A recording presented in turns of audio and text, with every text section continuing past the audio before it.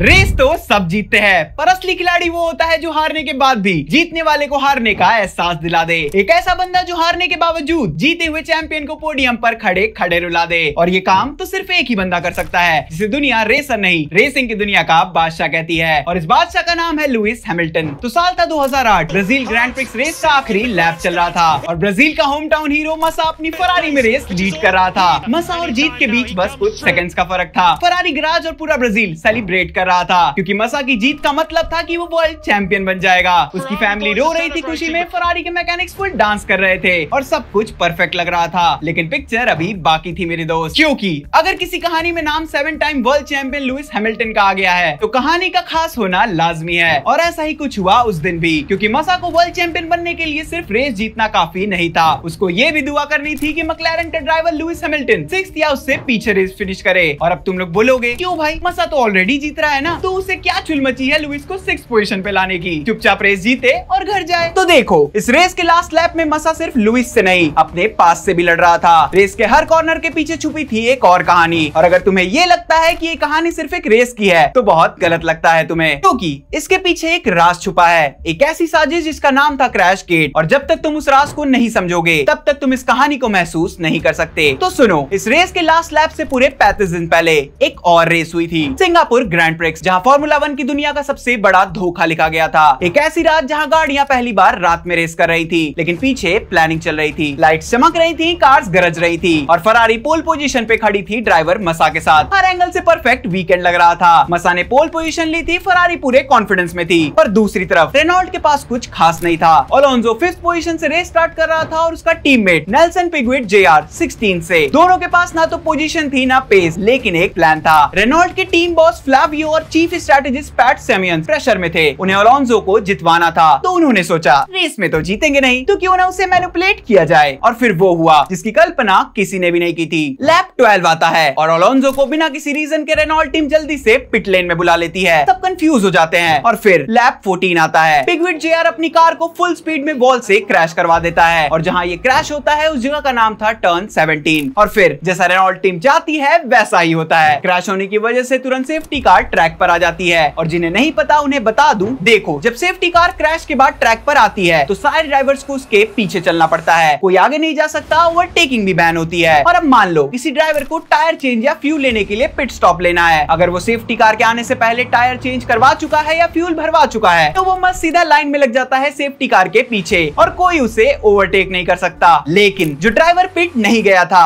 अब उसे पिट जाना पड़ता है और यहीं पे हो जाता है उसका नुकसान, क्योंकि जैसे ही वो पिट लेन से निकलता है ट्रैक पे वापस आता है तब तक सेफ्टी कार के पीछे चल रहे बाकी ड्राइवर उससे आगे जा चुके होते हैं। और F1 में गाड़ियों के बीच का ऑर्डर ही सब कुछ होता है। अगर तुम पिट से निकलकर फर्स्ट से सीधा 10th पे आ गए तो रेस गई समझो। और यही हुआ मसा के साथ। वो फरारी के पिट बॉक्स में आया था टायर चेंज और रिफ्यूल के लिए। सब कुछ नॉर्मल रूटीन था, लेकिन प्रेशर में फरारी की से एक छोटी सी गलती हो गई जो उसकी लाइफ की सबसे बड़ी बर्बादी बन गई। फ्यूल पाइप अभी तक निकाली ही नहीं गई थी कार से, लेकिन पिट रिलीज ग्रीन लाइट हो गई और मसा ने अपनी गाड़ी झटके से निकाली, लेकिन उसके साथ निकल गया पूरा फ्यूल रिग। पाइप लटक रहा था, मैकेनिक पिट लेन में गिर गए, स्पार्क्स निकल रहे थे और फरारी का नंबर 1 ड्राइवर बन गया एक लाइव डिजास्टर। मसा को गाड़ी रोकनी पड़ी। फरारी ने वापस से पाइपलाइन निकालने की कोशिश की, लेकिन तब तक सेकंड्स नहीं पूरी पोजीशन छिन चुकी थी और सारे ड्राइवर्स उससे आगे निकल गए थे। अलोंसो जीत गया, रेनॉल्ट का प्लान कामयाब हो गया, पर चैंपियनशिप टेबल पर मसा 10th पॉइंट से पीछे रह गया। और यही 10 पॉइंट्स ब्राजील के उस आखिरी कॉर्नर में उसके आंसुओं के असली रीजन बने, क्योंकि अगर मसा उस दिन ब्राजील में जीत जाता तो उसके पास होते टोटल 97 पॉइंट्स। लेकिन क्रैश गेट वाली कांड के बाद मसा के पास थे 87 पॉइंट्स और लुइस के पास थे 94। अब वापस आते हैं अपनी कहानी पर। हैमिल्टन को वर्ल्ड चैंपियन बनने के लिए मिनिमम 5th पोजीशन चाहिए थी। रेस का लास्ट लैप चल रहा था और मसा 1st पोजीशन पे फुल पावर लीड कर रहा था। पूरा ब्राजील चीख रहा था, मसा मसा मसा। लाल गाड़ी सबसे आगे थी, ब्राजील का बेटा जीत रहा था, उसके हाथों में स्टीयरिंग नहीं पूरे देश का सपना था। और फिर आखिरी लैप शुरू होता है और फरारी गैराज के अंदर शुरू होता है सेलिब्रेशन। ट्रॉफी उठाने को रेडी थी, एंथम बजने को रेडी था, आसमान बरस रहा था, लेकिन एक कहानी रेस के पीछे चल रही थी। बारिश आई और गेम पलट गया। अचानक से आसमान फट गया, ट्रैक एकदम गीला हो गया, ड्राइवर स्लिपरी सरफेस पे संभल रहे थे और इसी मैडनेस में सेबेस्टियन वेटेल ने हैमिल्टन को साइडीज मार दिया। हैमिल्टन 5th से गिर के सीधा 6th पे आ गया। फरारी का पिट वॉल फटा खुशी से, बस ये तो हो गया,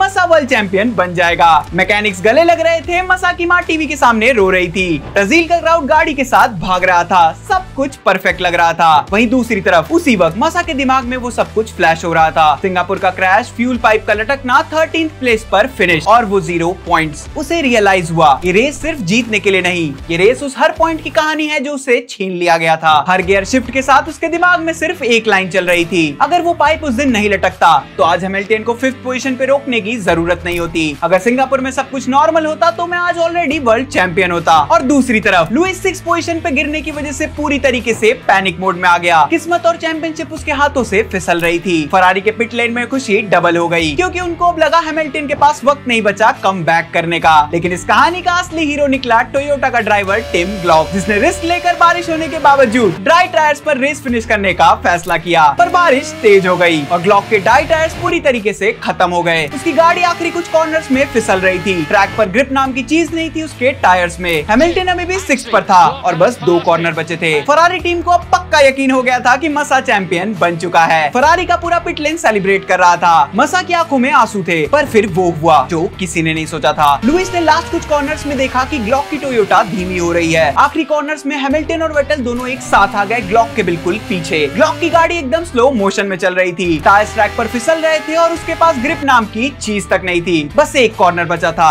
और उसी कॉर्नर पे हैमिल्टन ने पूरी जान लगाई और ग्लॉक को आखिरी सेकंड पे क्रॉस कर दिया। मतलब सोचो, सिर्फ कुछ मीटर्स पहले चैंपियनशिप मसा की थी और बस एक कॉर्नर, एक ओवरटेक के बाद वर्ल्ड चैंपियन लुइस हैमिल्टन बन गया। और उस दिन फरारी ने रेस जीती। मसा ने अपनी जिंदगी का परफेक्ट ड्राइव दिया। पूरा ब्राजील उसके साथ था। उसके हाथों में ट्रॉफी थी, स्टेज पर नेशनल एंथम बज रहा था, लेकिन उसके दिल में खुशी नहीं थी। उसने सब कुछ किया, एक बार नहीं 2 बार, लेकिन उससे हर बार उसका हक छीन लिया गया। पहले सिंगापुर में, फिर ब्राजील के उस आखिरी कॉर्नर में। वो पोडियम पे खड़ा था पर वर्ल्ड चैंपियन नहीं था। मां रो रही थी, मैकेनिक्स कंफ्यूज थे और एक ड्राइवर अंदर से टूट चुका था। लेकिन दूसरी तरफ एक और कहानी लिखी जा चुकी थी। एक 23 साल का लड़का, ब्लैक सूटमैन, हेलमेट हाथ में, आंखों में आंसू लेके फॉर्मूला 1 का वर्ल्ड चैंपियन बन गया। लुइस हैमिल्टन सिर्फ एक ओवरटेक से, सिर्फ एक कॉर्नर से, सिर्फ 1 सेकंड से उसने हिस्ट्री लिखी। वो F1 का यंगेस्ट वर्ल्ड चैंपियन बना और उस दिन उसने एक ऐसी लेगेसी लिखी जो सालों तक दुनिया को याद रहेगी। और इसीलिए ये कोई सिंपल रेस नहीं थी, ये एक ऐसी कहानी थी जहाँ एक ड्राइवर सपना देखते देखते टूट गया